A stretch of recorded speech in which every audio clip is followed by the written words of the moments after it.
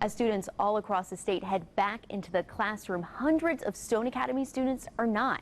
Many are still in limbo 7 months after the school's abrupt closure. I've been closely following this story since it first broke in mid-February. We sat down with 2 former Stone students about where things are now. Why did you want to become a nurse in the first place? I just decided that I was going to conquer my fear and do what I had always dreamed of. While everybody was running away from the bedside, all of us were running to the bedside. You can't teach compassion to someone. You have it or you don't.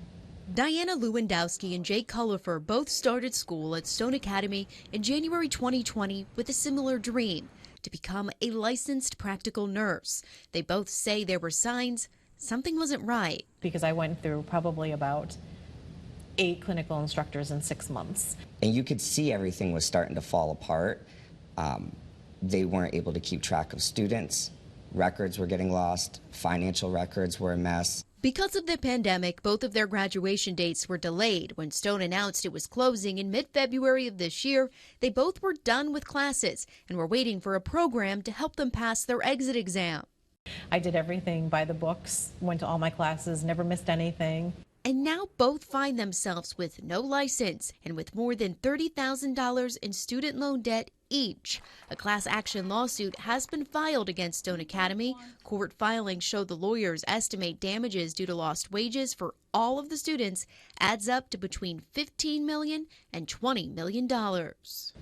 If Joseph Bierbaum was here, the owner of Stone Academy, what would you want to tell him? What would you want to ask? How do you sleep at night knowing that you just took over 900, 1,000 students and just put them out in a parking lot and close the doors? But it isn't just Stone Academy itself the students feel is responsible. Stone doesn't exist anymore. I can blame Stone until the cows come home. But at this point, it's the state's responsibility to find the transcript. When Stone Academy closed, the Office of Higher Education, or OHE, said all student transcripts would need to be audited. That audit was complete in mid-July. It found 89% of clinical hours reported would not count because the clinicals were not up to state standards.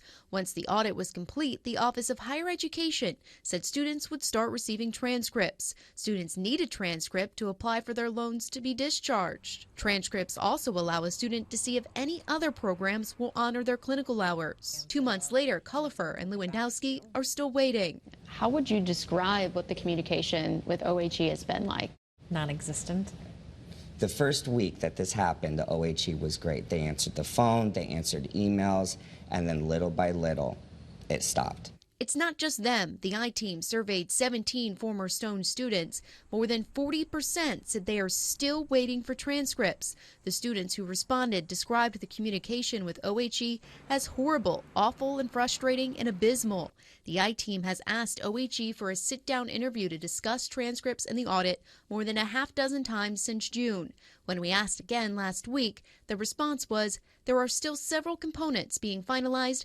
We'd prefer to hold off on a sit-down until those are settled. It's a lot of back and forth. There's no clear direction, and there's no transparency, and that's my biggest problem. Their dreams of becoming a nurse are now on hold, without the time or the money to continue elsewhere. I'm scared to make that sacrifice and that commitment again. The I-Team has reached out both to Bierbaum himself and Stone's attorneys many times since they closed in February. Each time they have denied our request for an interview, but have sent statements. All of the statements place the blame for the closure and what happened afterwards on the state's Office of Higher Education. We have more from those statements on the Channel 3 app. Now, the Office of Higher Education says so far it has sent out 620 transcripts out of 997 audited reports. It's unclear at this point how many students are like Cullifer and Lewandowski, who say they've requested their transcripts but are still waiting.